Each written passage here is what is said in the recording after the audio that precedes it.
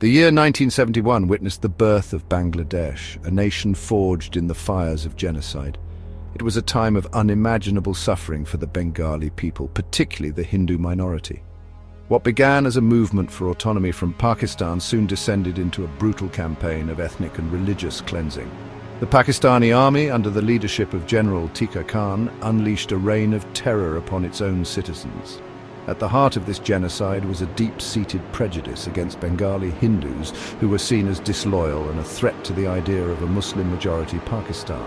They were targeted not just for their ethnicity but also for their faith, making it a genocide of staggering proportions. The world watched in horror as reports of mass killings, rapes and forced conversions emerged from the war-torn region. The violence was not random, it was systematic and meticulously planned.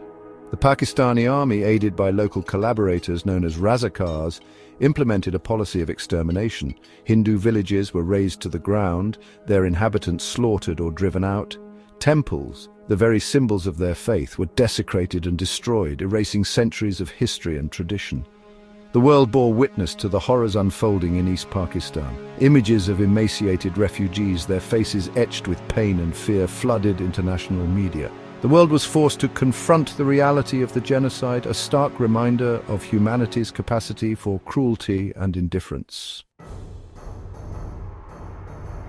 On the night of March 25, 1971, the Pakistani army launched Operation Searchlight, a full-scale military operation aimed at crushing the Bengali independence movement.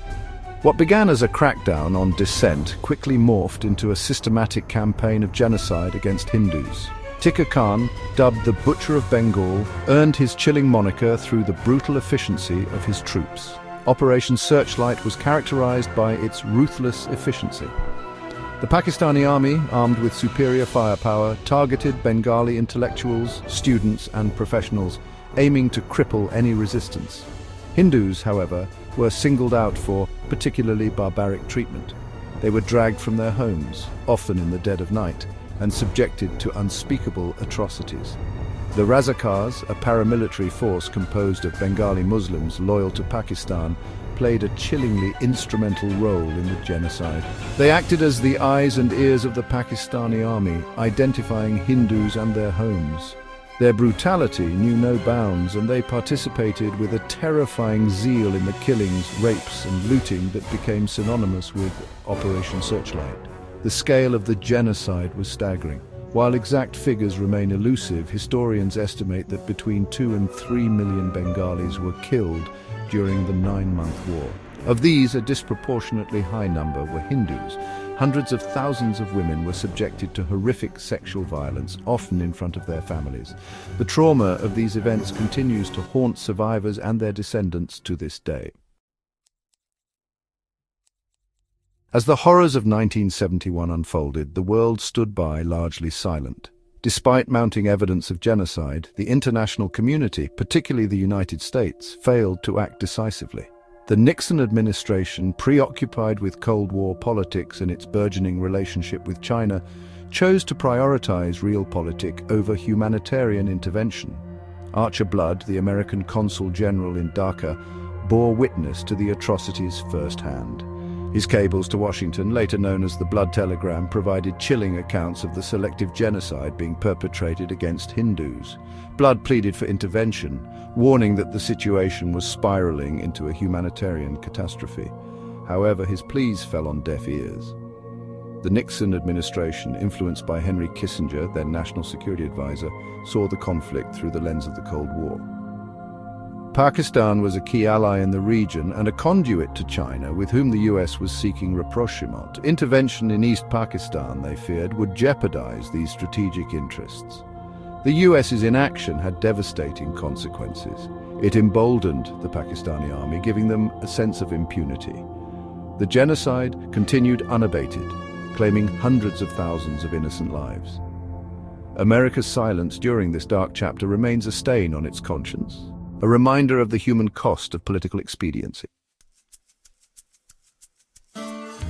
As the genocide raged on, India found itself on the front lines of a humanitarian crisis. Millions of Bengali refugees, mostly Hindus, poured across the border seeking safety and refuge. The sheer scale of the exodus overwhelmed Indian resources, straining the nation's economy and social fabric.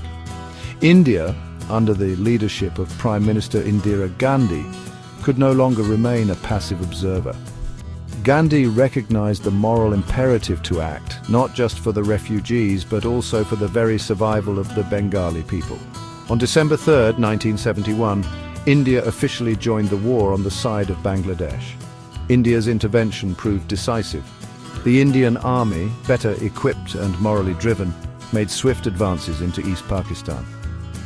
The tide of the war turned, and on December 16, 1971, the Pakistani army surrendered, marking the birth of Bangladesh as an independent nation.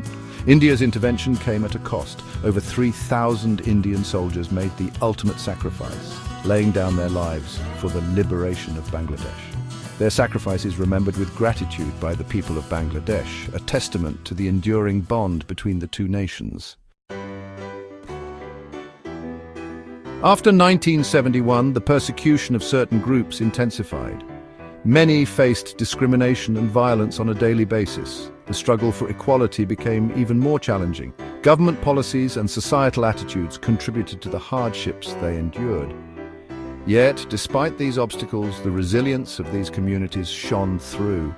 They continued to fight for their rights and dignity, determined to create a better future for the next generation.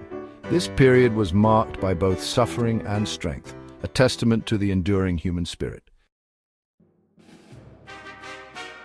The year 2024 marked a pivotal moment in history.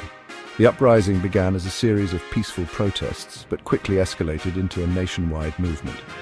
Citizens from all walks of life joined hands demanding change and justice. This uprising was not just a cry for reform, but a testament to the power of unity and resilience. As the uprising unfolded, media outlets and eyewitnesses played a crucial role in documenting the events. Reports flooded in from every corner of the nation, providing a real-time account of the situation. Eyewitnesses shared their stories, painting a vivid picture of the struggle and the hope that fueled it. The media's coverage brought the world's attention to the plight of the people, amplifying their voices on a global stage. Over the years, the Hindu population has seen a noticeable decline. Various factors have contributed to this trend, including migration, changing demographics, and social dynamics. This decline has sparked discussions on cultural preservation and the future of Hindu communities. It's a complex issue that requires a nuanced understanding of the socio-economic and political landscape.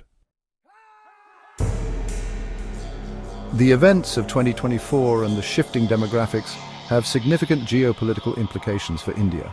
The nation's position on the global stage is influenced by these internal changes. As India navigates these challenges, its foreign policy and international relations are likely to evolve. The world watches closely, understanding that India's trajectory will have far-reaching consequences.